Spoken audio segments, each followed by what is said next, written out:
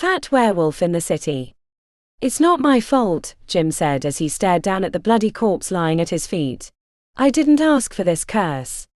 The beast had bitten him on the last full moon, while he was locking up the store. He hadn't seen it coming out of the shadows. He didn't hear its growl. All he felt were its teeth as it took a chunk out of his thigh. He only caught a glimpse of its teeth as he lay on the pavement screaming and bleeding. Its bloody mouth grinned at him and then ran off, swallowed up by the dark shadows of the tall buildings surrounding him. His screams had attracted the attention of some gang-bangers, who then robbed him of the little money in his wallet, but also of his clothes.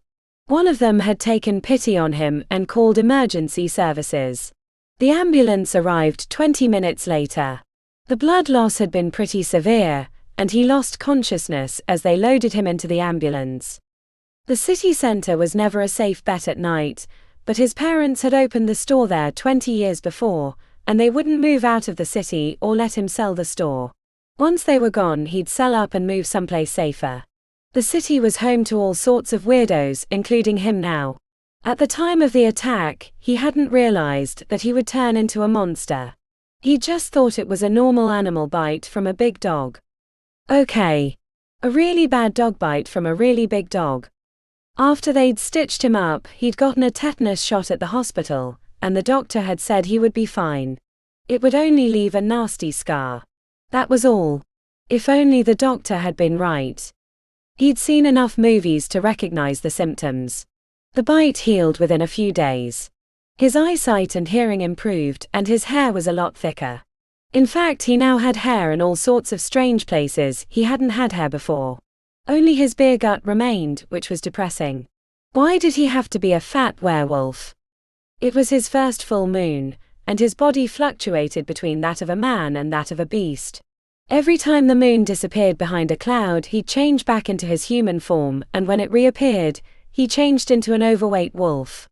The change was excruciatingly painful. His skin and every muscle in his body were ripped apart, and then put back together again in a matter of seconds. His screams became a howl as the moon showed itself again. The corpse was fresh and tasty as he took another bite. His ears pricked as a can was kicked a few blocks away. Metal scraped on cement. Someone or something was approaching. He growled. Blood dripped from his fangs. His growl turned into a pain-filled moan as the moon played peekaboo with another cloud. The taste of blood made him gag. He still held what was left of the woman's arm in his bloody hand. Her grayish-blonde hair was matted with blood, and what was left of her face had been sliced to ribbons. There was something familiar about her.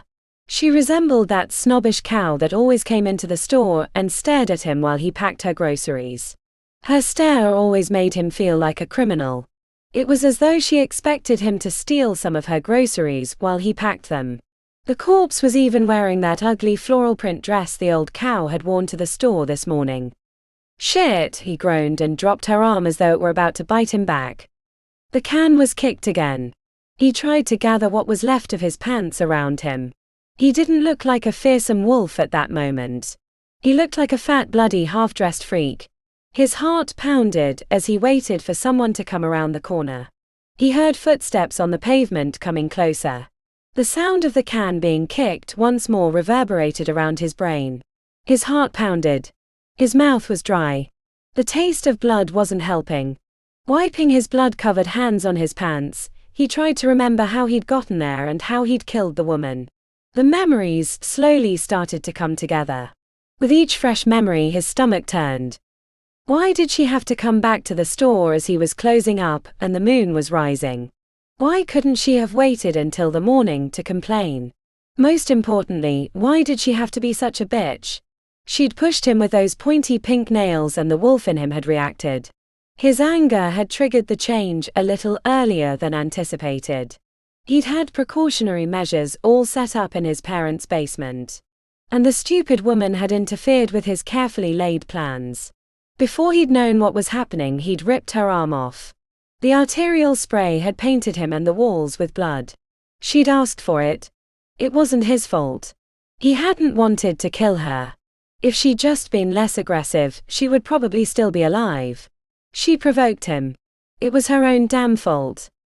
The full moon emerged once more from behind that annoying cloud, and his bones broke, his hair grew into fur, his fingernails became claws, his jaw dislocated, and his teeth became fangs.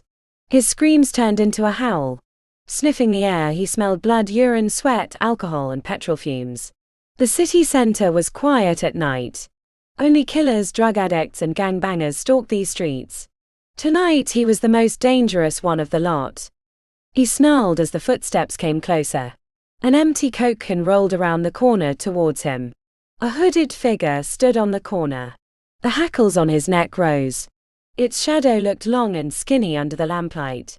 Jim's growl turned into a moan as the moon disappeared behind another cloud bank. A shot rang out.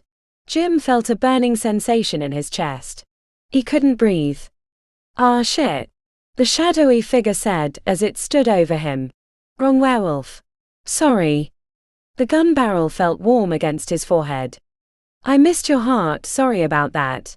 The silver bullet in your chest will kill you, but it'll take all night," the figure said.